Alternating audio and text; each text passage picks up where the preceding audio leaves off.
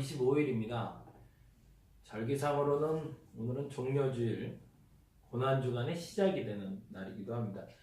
그런 의미에서 보자면 이번 한 주가 우리들에게는 굉장히 중요한 절기가 되는 거죠. 왜냐하면 부활절을 준비하는, 시작하는 날이기 때문에 그렇습니다. 그래서 그에 관련된 이야기를 좀 나눴으면 좋겠다라는 생각이 들고요. 그런 의미랑 맞는 본문들이 있어서 그 본문을 가지고 우리가 말씀을 나눕니다. 제목은 생각보다 가까이 계시는 하나님이라는 제목이고, 지금 계속 순서대로 나가고 있지만 오늘도 신명기 말씀 4장 1절에서 9절 말씀을 가지고 이야기를 한다고 말씀드렸죠. 이 신명기라는 본문, 구약의 이 신명기라는 것이 어떤 것인지 먼저 규정을 해놓고 성경을 보면 훨씬 좋지 않을까라는 생각이 듭니다. 신명기 할 때 이 신자는요, 새로울 신자가 아니고요, 펼칠 신자를 씁니다. 이게 우리가 눈으로 봐서 잘 알기는 이렇게 밭전자를 가운데 구멍을 뻥 뚫은, 가운데 중자에다가 가운데 선을 하나 더 긋은 것 같은 그것을 신명기하는 신자입니다. 이게 펼칠 신자를 써요.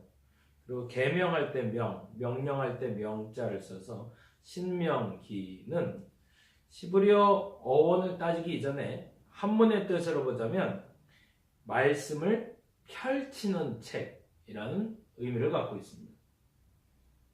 그리고 두 번째로 이 신명기라는 시브리어 단어 제목은 그 말씀들이라는 제목을 갖고 있어요. 그리고 또 하나, 영어로 신명기는 두 번째 말씀이라는 제목을 갖고 있습니다. 공통점이 있어서 이 제목부터 말씀드리고 가요. 우리가 말할 때 신명기 하면 새로운 말씀, 새로운 명령, 새로운 율법이 시작된 것인가? 라고 생각하는데 그게 아니고요. 말 그대로 말씀을 펼치는 거라는 겁니다. 그건 무슨 말이에요? 설교하다는 거죠. 누가? 모세가 그 말씀들을 펼치다. 그 말씀들을. 그래서 이 말씀들이 크게 세 가지로 구분이 되는데, 첫 번째는 과거. 모세가 80세에 애굽 백성들을 데리고 나와서, 우리 새벽에 계속 얘기했지만 가데스 바네아, 이거 나오면 이제 가데스 바네아는 여기라고 아셔야 된다고 그랬어요. 가데스 바네아는 12 정탐꾼을 보냈던 자리, 그들에게는 흥망성쇠의 시작이 된 자리, 그 자리에서 아멘만 했다면 바로 입성인데 아멘하지 못해서 40년을 머물게 된 자리, 가데스 바네아부터 시작이 됩니다.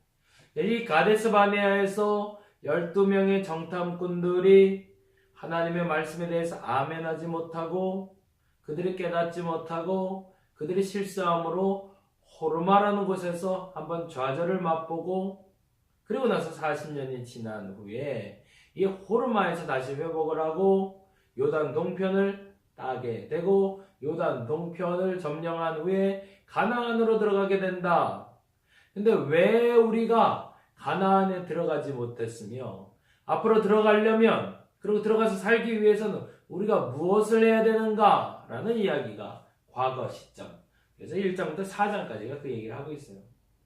이거 오늘 이야기의 중점은 1장부터 3장까지 있었던 과거의 그 전력들, 과거에 잘못된 것들이 왜 잘못됐고, 무엇을 고쳐야 되고, 그래서 어떻게 이제는 살아야 되는가라는 지침을 주는 것이 바로 4장이 됩니다. 그래서 오늘 고난주간, 이 종려주일엔 참 맞는 본문이다 라고 생각을 해요. 그리고 5장부터 시작되는 신명기 말씀을 가지고 우리는 현재적인, 지금 여기에 있는 사람들은 어떤 율법을 지키고 살아야 되는가, 물론 앞으로 가나안에 들어가서 이런 율법을 지켜야 된다는 말씀이긴 하지만 그 말씀이 어떻게 선포되고 있는지를 보게 될 것이고, 그리고 마지막에 미래, 이제 너희들에게 어떤 미래가 펼쳐질 것이다 라고 말하는 것이 세 번째. 그래서 과거, 현재, 미래라는 관점에서 그 말씀들이 펼쳐지고 있다라고 해서 신명기. 근데 아까 재미난 얘기를 드렸는데 영어로는 두 번째 율법이라는 말씀을 드렸어요. 이 말 때문에 또 새로운 신자를 쓰는 새로운 율법이 형성된 게 아닌가라고 착각할 수도 있지만 그건 아니라는 겁니다. 말 그대로 첫 번째 율법에 대해서 두 번째 율법에 다시 한번 리와인드 시킨다고 그러죠. 똑같은 율법을 다시 한번 말해주는 작업을 하는 것이 바로 두 번째 율법이다. 40년이 지나도 변하지 않는 복음, 그것이 기록된 것이 바로 신명기입니다. 저와 여러분에게 이 신명기를 읽을 때 우리는 이 생각을 해야 돼요. 하나님의 말씀이 펼쳐질 때 그 말씀을 펼치는 그 시점과 그 과정은 과거와 현재와 미래를 아우르는 말씀이며 그 말씀은 과거에도 현재에도 미래에도 똑같은 불변하는 진리다. 이것을 머릿속에 넣어놓고 신명기를 읽기 시작했으면 좋겠습니다. 그래서 이 신명기에서 반복되는 단어들은 우리가 앞서 읽었던 레위기에 있었던 도덕법, 시민법, 사회법 이런 것들이 많이 반복이 되고요. 신명기는 또 민수기에 있었던 이야기들도 반복이 됩니다. 왜 그럴까요? 반복된다는 얘기는 동일한 법이 40년이 지나도 적용되고 있다. 근데 이걸 거꾸로 말하자면, 이를 되짚어 들어가자면 동일한 법이 적용되고 있다는 얘기는 우리의 삶 속에 아직도 동일한 죄가 존재한다는 반어적인 표현이기도 한 거죠. 우리가 법을 갖게 된 이유는 잘잘못에 대해서 판단하기 위해서입니다. 그걸 조금 더 쉽게 표현하면 잘못하면 벌받고 잘하면 칭찬듣고 그걸 판결해내는 게 법이잖아요. 이게 법이 지금이나 과거나 동일하게 존재한다는 얘기는 그 법이 절대적인 가치를 얘기하기도 하지만 과거의 그 죄를 지금도 지고 있다는 얘기예요. 우리가 이걸 인정하는 날 그 주간을 우리는 고난 주간이라고 부릅니다. 그래서 저는 이 신명기 말씀의 앞부분을 이야기하면서 이 10절 이후에 있는 49절까지 4장 1절에서 9절까지 오늘 좀 잠깐 얘기 드리고요.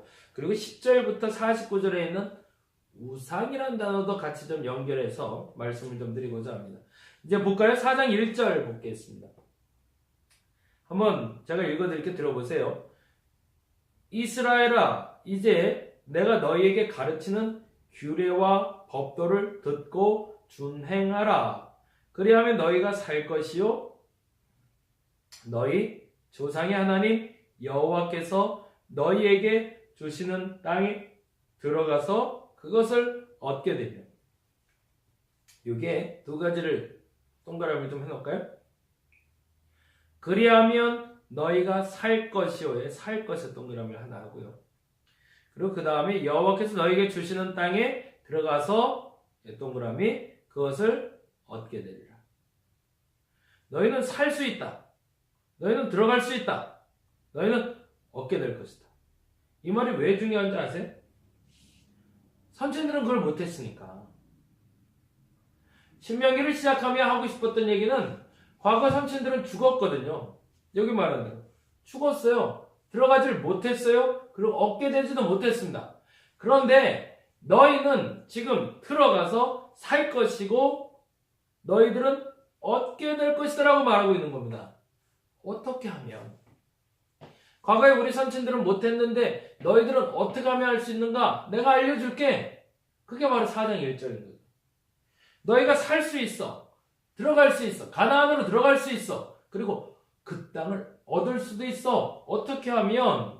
4장 1절에 이렇게 돼요.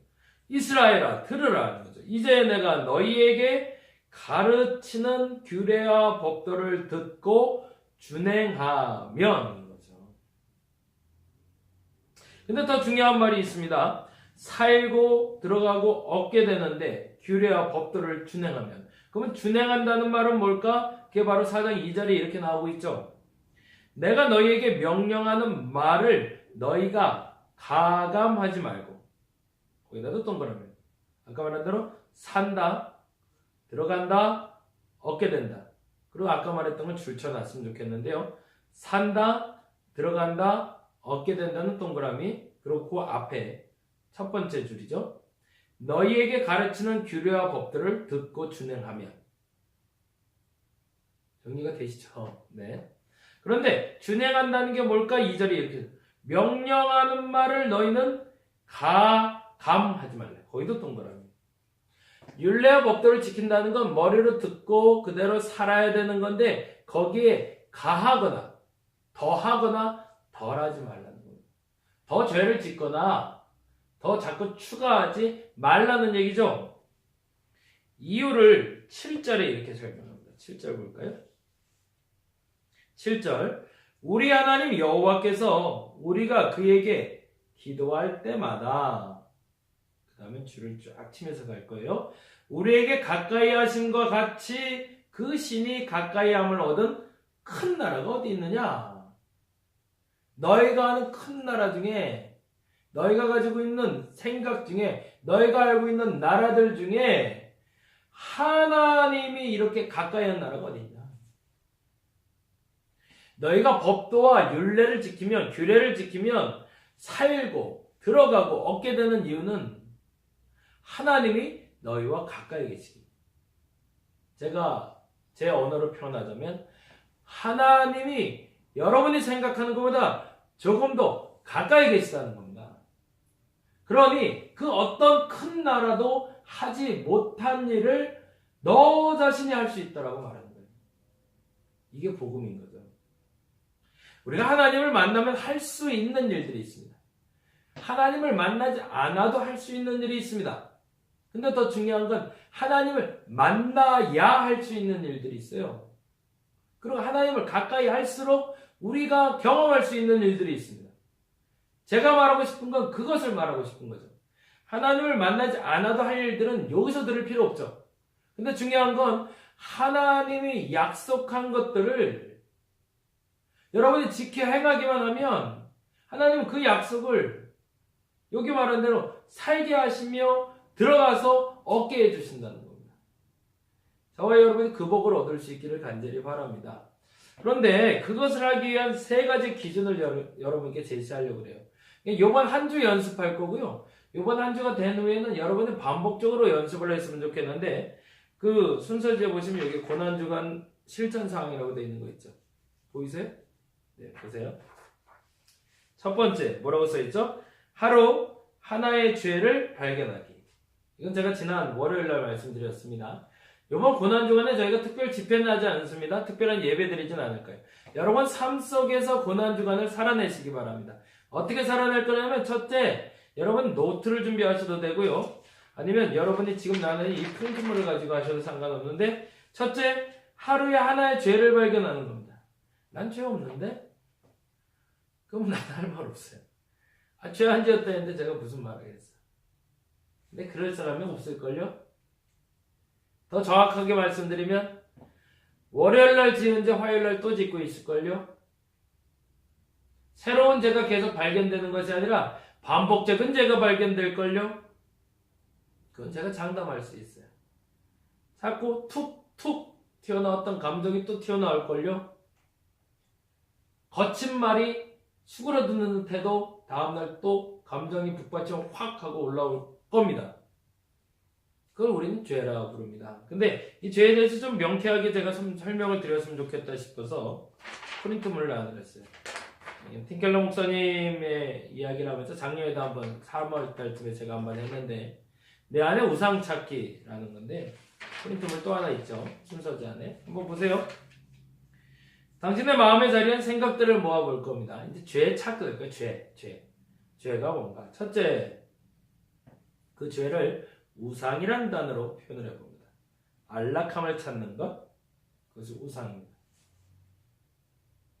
여러분 한번 적어보세요. 내가 뭐뭐 같은 쾌적한 경험을 하고 싶어. 삶의 질이 어느 정도는 되어야 내 인생은 의미 있고 가치 있다고 생각하는 것. 이 정도 수준은 돼야 내가 좀 인생의 의미를 찾았다, 가치 있게 살았다 라고 말할 수 있는 거 적어보시기 바랍니다. 그 부분에 하나님이 계시면 여러분 잘하고 계신 거예요. 근데 그렇지 않으면 그건 우상입니다. 뭐가 있을까요? 돈, 그렇죠? 건강, 또 자녀들이 잘 되는 것, 안정된 삶. 그걸 안락의 우상이라고 부릅니다. 하나님 아닌 다른 평강, 거짓 평강이기 때문에.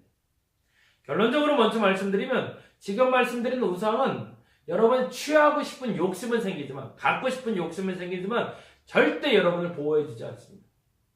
여러분이 병들었을 때 돈이 여러분을 보호해주나요? 아니요, 못해줍니다. 여러분의 친구들 중에 여러분이 오랜 병에 시달리게 되면 누구나 남아있을까요? 생각보다 많지 않습니다.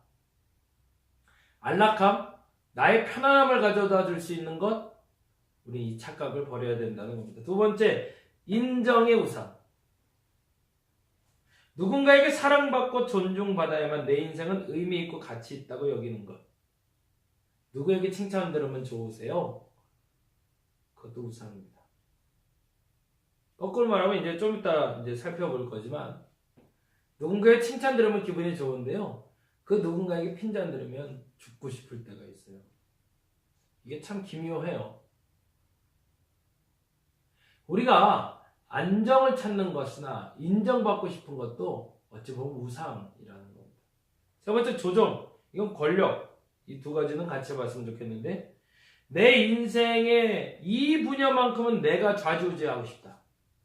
이게 이제 권력하고 좀 만나긴 하는데, 최소한 한 100만 원 정도 내가 움켜쥐고 왔다 갔다 하고 싶다. 우상이라는 거예요. 최소한 10명 정도는 내가 하라는 대로 움직이는 사람들을 내가 심어놓고 살고 싶다. 우상이라는 거죠. 권력의 우상. 내게 어떤 능력, 영향력이 있어야만 내 인생은 가치 있다. 뭐 내가 치유의 능력이 있으면 더 좋고요. 대통령이 되고 싶다. 어떤 권위자가 되고 싶다. 이것도 우상이라는 거예요. 그래서 거기다가 만족의 척도 넘칠 때, 중심 상실할 때, 부족할 때, 주 공격 무기로 했는데, 참고로 안락만 먼저 한번 볼까요? 중심에 있는 것은 안정적인 겁니다. 중심을 잡았다 할 때 안정적인 건데, 중심이 상실됐다는 건 불안전한 상태가 시작된다는 거예요. 그럼 뒤틀리기 시작해요. 그러면 이 안락함이 넘치게 되면 게을러져서 생산성이 저하되기 시작합니다. 반면에 부족하면요, 상처받아요. 왜 이렇게 힘들지? 라고 상처받기 시작한다는 거예요. 주 공격 무기로 사단이 잡는 것은 이 안락함의 우상에서는 지루하게 만드는 겁니다. 그리고 조금 더 느슨하게 만들거나 혹은 조금 더 불안하게 만들어서 그 안락함을 탈피하게 만듭니다. 하나님이 주시지 않는 안락함은, 하나님이 주시지 않은 평안은, 내 스스로 가지게 된 평안은 그렇게 오랫동안 지속될 수 없다라는 얘기입니다. 여러분들 너무 잘 아시잖아요. 일주일 내내 평안하셨나요? 그렇지 않잖아요. 왜 그랬을까? 내가 찾고 있는 그 안락함은 나에게 지속적인 안락함을 안 주는 존재이기 때문에 그렇습니다. 그러면 어디에 그 안락함을 찾을 수 있을까요? 오직 그리스도, 예수 안에서 참된 평안을 누릴 수 있다는 것, 그것이 우리의 신앙의 고백입니다. 거꾸로 말하자면 이 안락, 인정, 조정, 권력이라는 것은, 이런 우상들은 우리를 죄짓게 하는 통로라는 거예요. 그래서 그 뒷장에 보면 질문을 이렇게 했어요. 한두 개만 좀 읽어볼게요. 시간이 많지 않으니까 한두 개만 읽고 나머지 넘어갑니다. 내게 무엇이 최악의 악몽인지 구체적으로 답해보라고 되어 있어요. 뭐가 없어지면 제일 걱정되세요? 저는 자존심이요. 저는 자존심 꺾이면 못 살 것 같아요. 최악일 것 같아요. 근데 그것도 우상이라는 거죠. 그 자존심이 죄가 될 수 있는 씨앗이 된다는 겁니다. 한 번 더 할까요? B. 나는 어디에 실패하거나 무엇을 잃으면 더 이상 살기도 싫은 생각이 들까? 역시 저는 자존심입니다. 목사다 보니까 그런 것도 있는 것 같은데, 이게 상실돼 버리면 너무 쪼그라드는 느낌이 들어요. 상실감. 근데 이걸 위치를 바꿔야 된다는 거죠. 내가 무엇이 최악인지를 안다는 건, 하나님을 잃으면 최악인 줄 아는 건, 그건 죄에서 벗어나는 겁니다. 근데 만약에 자존심을 끝까지 내가 지키고자 한다면 그건 우상이라는 거예요. 죄의 씨앗이라는 거예요. 제가 얘기를 잘 설명하고 있나요? 지금 이렇게 해서 A, B, C, D, E, F, G까지 적어 놓고 여러분들이 죄를 찾아보시라고 얘기합니다. 생각보다 내가 생각하는 죄는 악한 것보다 내가 좋아하는 것들 중에 많다라는 걸 알려드리는 거예요. 근데 그 좋아하는 것이 하나님을 멀리하게 하면 그것이 바로 죄가 된다는 겁니다. 그러면 제거할 거예요. 이번 한 주 동안 제거할 겁니다. 내가 좋아하는 것을 제거하게 되겠네요. 그래서 두 번째 실천 과제들인 게 한 끼 금식하기, 그리고 한 번 기도하기입니다.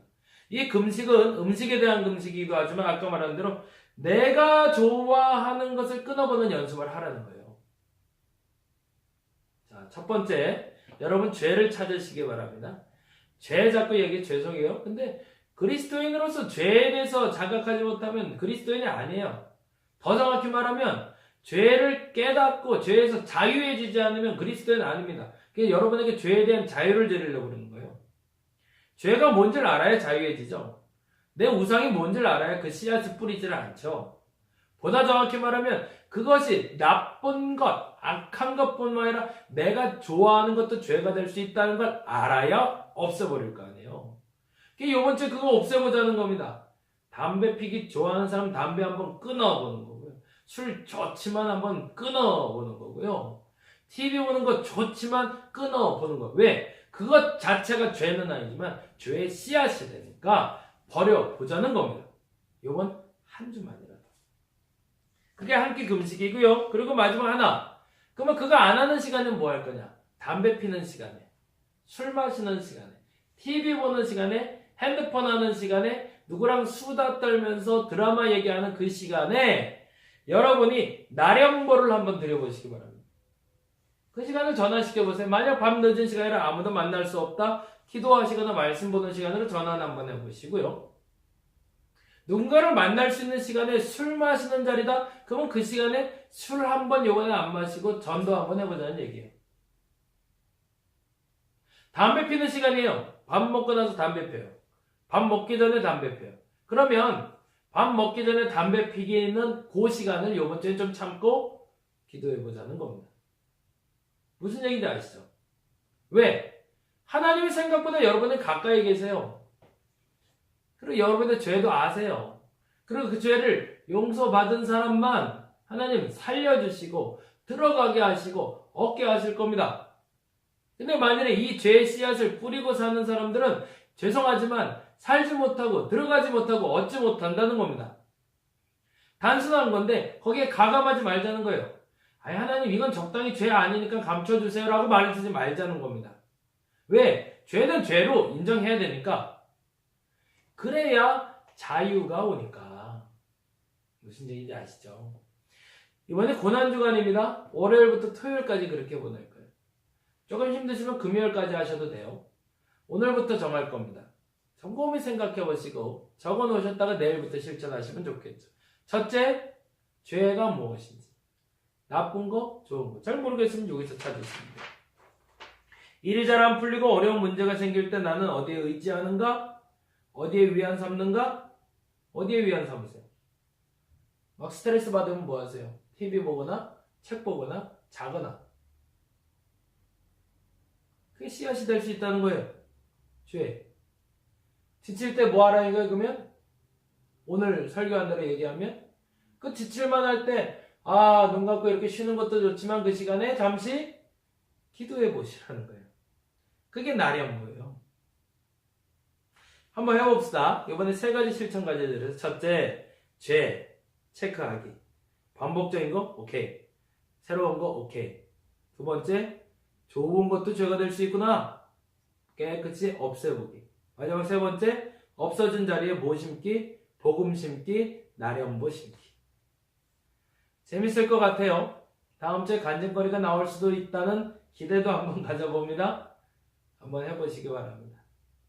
하나님 생각보다 여러분에게 가까이 계십니다. 생각보다 빨리 응답하실 거고 생각보다 여러분이 빨리 그 죄를 깨닫고 빠져나올 수 있습니다. 이번 한 주 동안 여러분의 죄가 뽑혀지고 그리스도 안에서 거룩해져서 살아나고 들어가서 하나님이 원하시는 그 복을 얻을 수 있는 저와 여러분